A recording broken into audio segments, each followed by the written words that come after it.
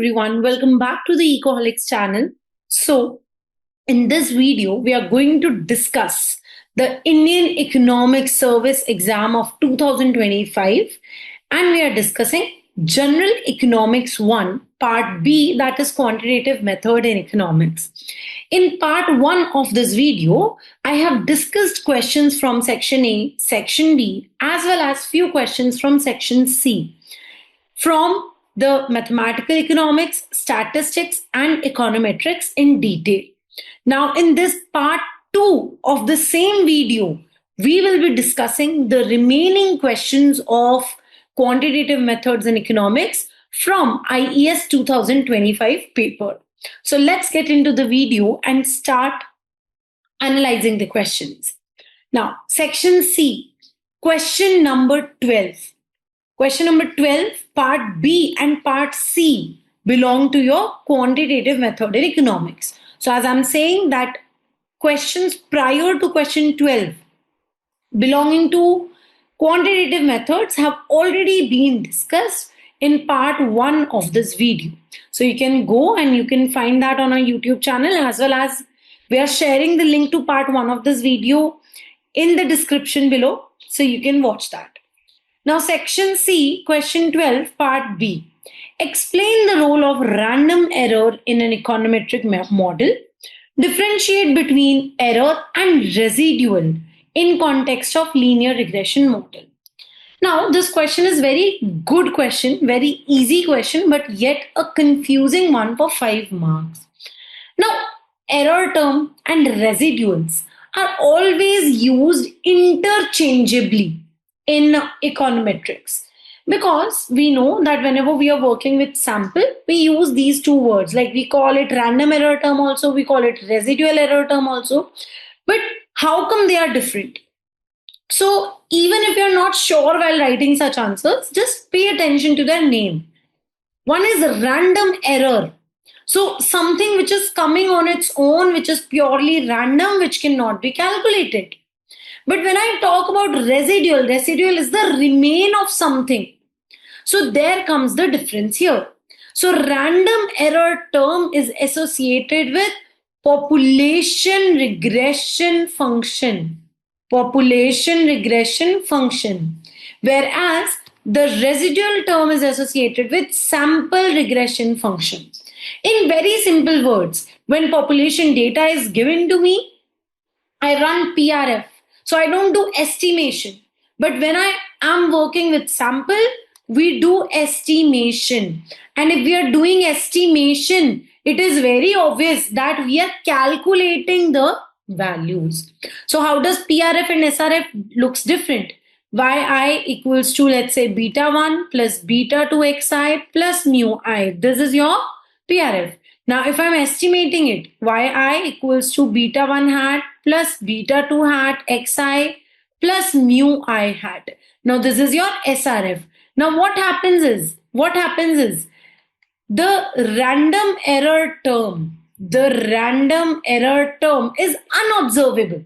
I cannot observe it beforehand.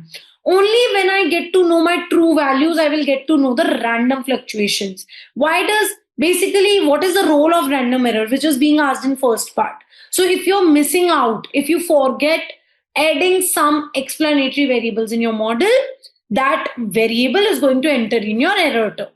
Then what happens if there are measurement errors? Then also the error term is affected.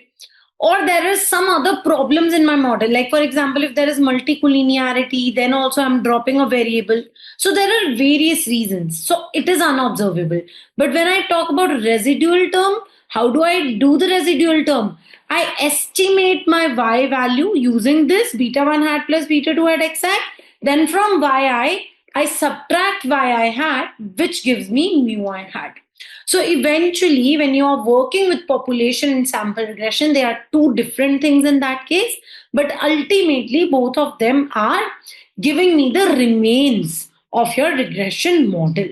So that is your random error and your residual error term. So it is unobservable, this is observable, this is estimated, this is random in nature, this will happen on its own. I cannot calculate it. I do not have a hold on it. This I can minimize as well. And this is associated with the sample. This is associated with the original data I'm fitting into. So this is part B of question number 12, which came in for 5 marks.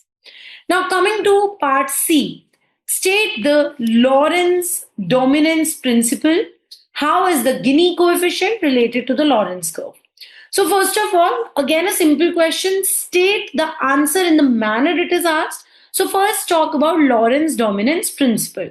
So what is the principle? Just mention that in introduction. That Lorentz dominance principle states that if the Lorentz curve of one country lies above that to the another country at all the points except the starting and the ending point, then I will say that the distribution is more equal in country of which Lorentz is lying above. So for example, if this is our graph for the Lorentz, this is a perfect equality line.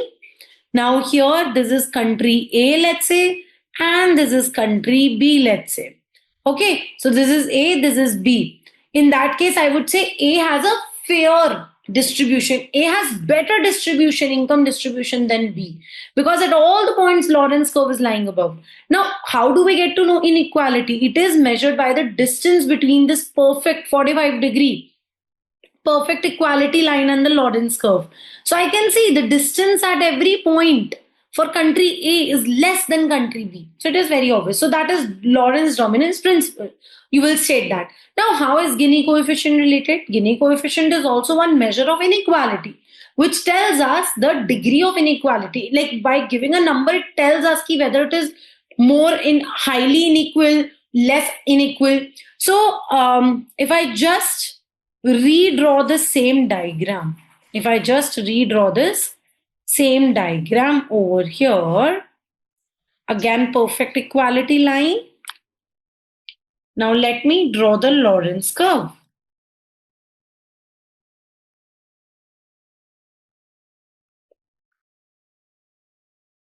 Here it is.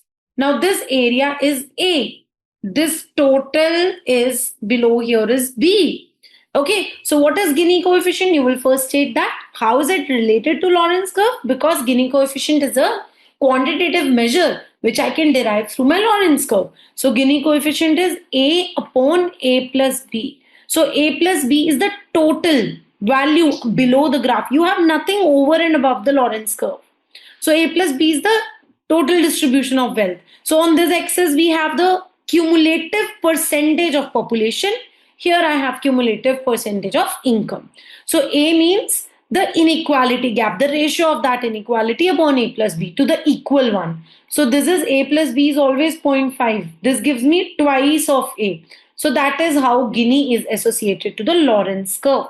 So the distance, this A area, twice of that is the Gini value. Okay, so you just have to quote this again in the 5 marker. So this completes question number 12 for you. Okay, this one belongs to econometrics. This one basically belongs to income distribution. But a very, very simple question. After so many years, we have been observing this much simple question from income distribution. Otherwise, they're trying to give difficult questions for the income distribution from last few years. But this time we have observed a very simple question. Now moving on to question number 13, which is part A. Distinguish between seasonal fluctuation and cyclical fluctuation of a time series variable. Describe a method of deseasonalization of time series data. Why should you deseasonalize the data in estimating linear trend of a seasonal time series variable? Now this is for 9 marks. Very pure theoretical question again.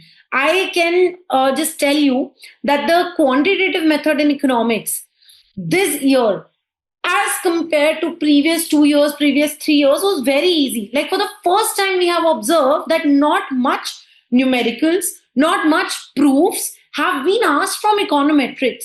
Whereas otherwise, they used to ask proofs. The IES exam used to ask proof. But now they have asked more theoretical approach. The reason being simple, because students were behind numericals as well. They were solving a lot of proofs, but they broke the trend. Just now we are talking deseasonalization. They did that by putting up theory. So they went to the basics also, they went to the advanced portion also, and brought out theory from that. So according to me, this econometrics portion is very easy if you have understood theory. So even when I teach in class, I always tell my students, and my students would agree here, that I always tell them to read theory. I always tell them, do not skip why we are doing this. That is why my focus is always on telling the exact reason behind every step when I'm teaching in the lecture. So that's what you have to do. You have to understand the every why behind each and every step in maths, econometrics, and stats. Let's move with part A. Now, seasonal fluctuation and cyclical fluctuation. You just have to distinguish between them with the definitions, their features. Seasonal fluctuation is a short-term fluctuation where it is caused by some weather change, let's say, or it is caused by some very small daily basis change. But cyclical fluctuation is a long-term fluctuation where the effect can be seen. That fluctuation is happening like even for more than 1 year of time. So, such as your business cycles we see. But seasonal fluctuation is short term, such like, for example, ice cream sales are always higher during the summer season. So that is a seasonal fluctuation. But cyclical is the one which is affected by a long term variable. So that's what you have to define in 3 marks. Describe a method of deseasonalization. You can talk about the method of moving averages. You can talk about seasonal indices, but just choose one. Do not get into multiple methods. I know 2-3 methods, I will do all of them. Don't do that. Pick one method. Seasonal indices, if you can pick, you have formula there also. You can give example also. So that would be the better one. Why should you deseasonalize data? Now, this is a very good thing asked. I mean, with this question, the examiner would actually get to know whether the first 2 parts you have attempted just by random guess or you actually know these concepts in detail. So the part 3rd is asking, why should you deseasonalize? Now, when we are studying a time series variable, what happens is if there is presence of some seasonal fluctuations or cyclical fluctuations, I cannot study the true relationship between the variables. I cannot study the data irrespective of those fluctuations, because I can see that because of the presence of seasonal fluctuation or cyclical fluctuation, the variable is responding differently. So when I'm studying the linear trend, I should always deseasonalize so that we can remove the effect of these fluctuations over my variable. So let's take a very simple example. I'm studying the sales of some brand, let's say, and I saw that every year in June and in December there are high amount of sale values for this brand. Now, clothing brand, let's say, this is very obvious because it's a vacation season. People go out, they purchase new clothes, and there are offs also, discounts also going on. But if I wish to study that, if I wish to study the average sale throughout the year, those 2 extreme values in June and December are going to affect my average value. So I don't want to do that because that is clearly the effect of seasonal fluctuation. So what will I do? I will take my seasonal indices and then I will divide my sale with that. Whatever seasonal indices I will calculate, and that is how I deseasonalize. So deseasonalization is done in order to study the behavior of the variable throughout the period and not affected by the extreme value. So that is a 9-marker question for you. Okay, so that is part A. Now coming on to part B. Write down the basic principles of OLS. Now, principles is nothing but your assumptions here. They are your assumptions here. So first you will talk about, let's read the question completely. And maximum likelihood estimate, MLE, in estimating a linear regression model. A very basic question. So clearly what they have just done is they have played with the words and they have asked you a very, very, very simple question. So they asked that what are the basic principles of OLS and maximum likelihood estimation. So OLS, may we know that you should have expected value of error term 0, variance should be homoscedastic, then no autocorrelation, no multicollinearity, then your explanatory variable and error term should be uncorrelated. These are the basic principles.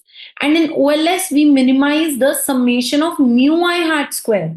Whereas in maximum likelihood estimates, we maximize the log of likelihood function. So we estimate a likelihood function and we maximize that. But eventually, what happens is, let's get to a little detailed calculation. When I work with OLS method or I work with MLE method, if they have given in the question, if you will see, they have clearly given that you can consider a regression model. You can consider a regression model y equals to x beta plus epsilon in explaining your answer. So you have to use that. MLE. Now my model is y is equal to x beta plus epsilon. Beta means one explanatory variable and a constant also. So this is how we use the matrix form. Yi equals to, let's say, beta 1 plus beta 2 xi plus epsilon I. This is how you can do it. So the value of beta 2 hat using OLS and the value of beta 2 hat using MLE will always be equal. Even if this maximizes the log of likelihood function, and this minimizes summation mu I hat square. This minimizes summation mu I hat square. They give you the exact same values. Okay. For MLE, the one very important property is that it requires the assumption of normality. If there is no normal distribution, then I cannot use OLS.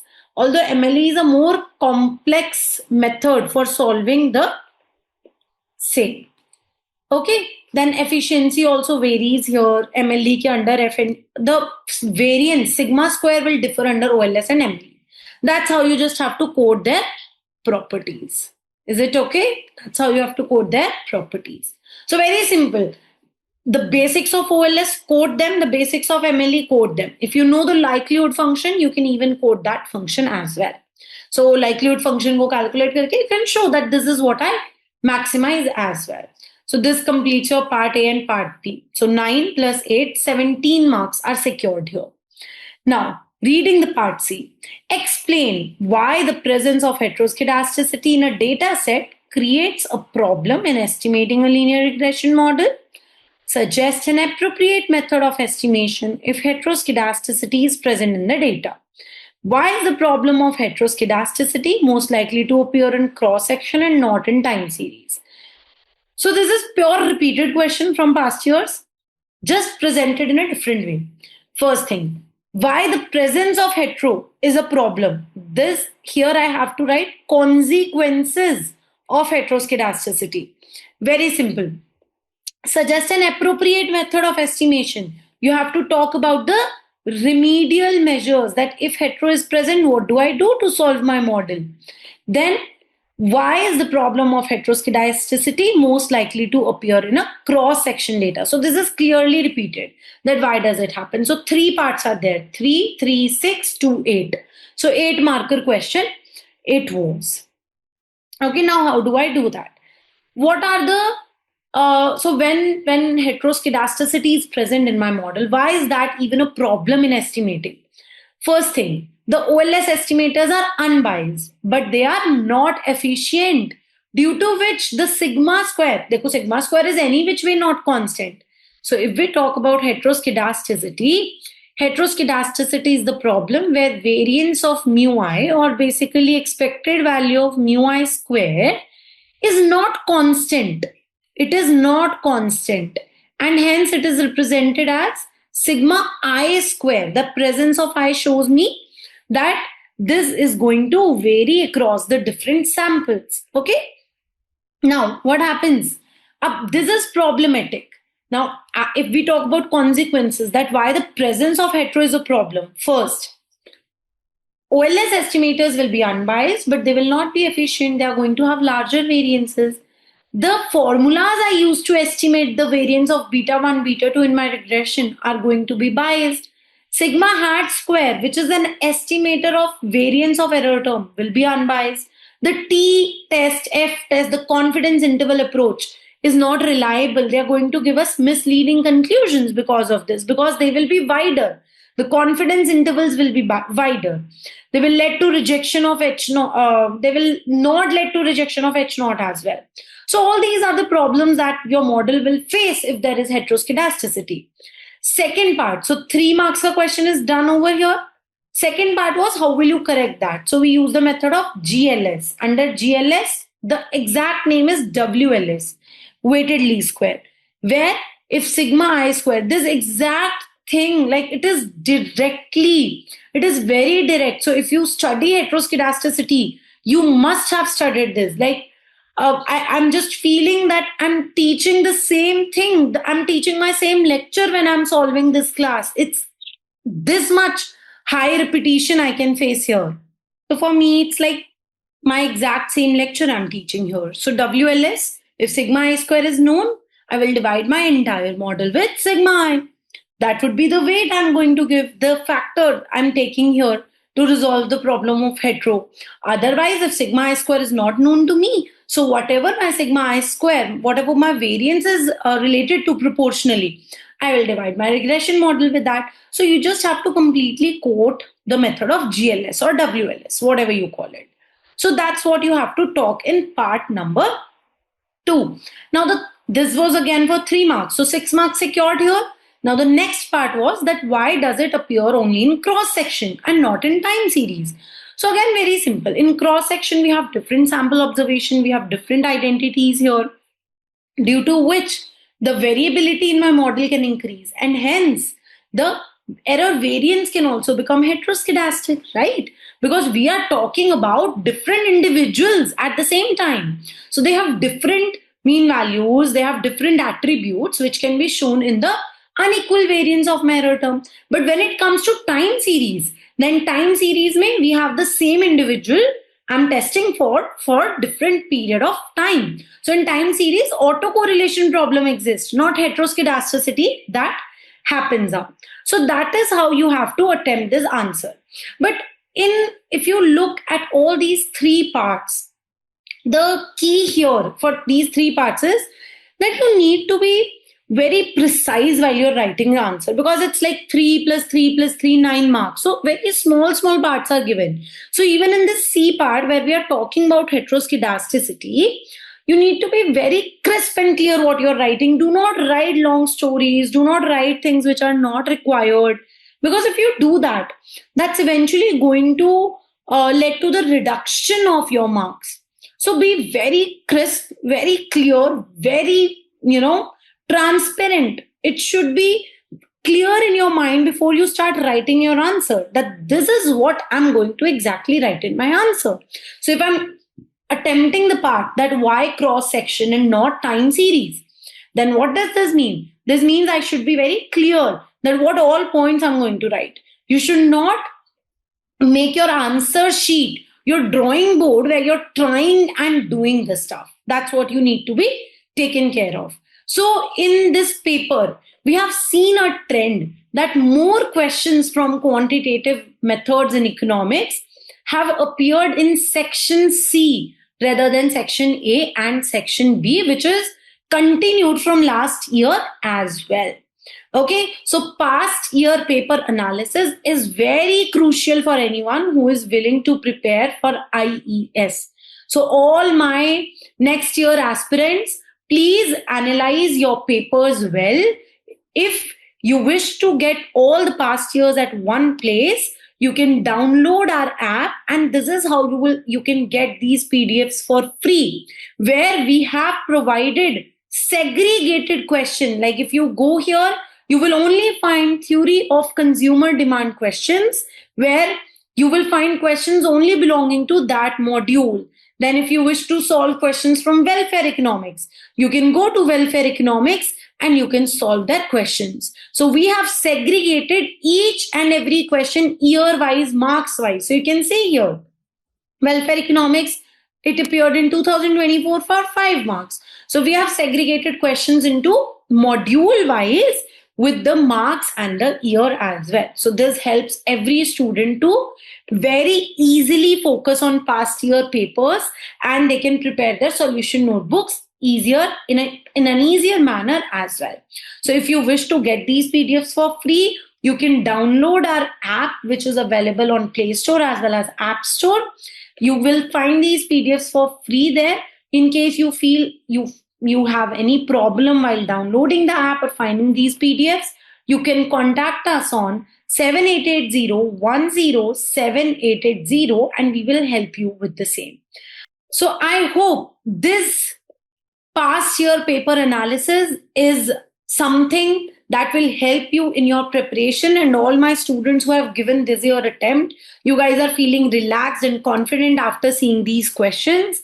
If you need help from our side for anything related to your IES preparation journey, feel free to call us on this number and we will be helping you out for your queries. Thank you. Just like this video, share it with your friends, and subscribe to our channel to get the paper analysis of other examinations such as G2, G3, and Indian economy from IES 2025 as well.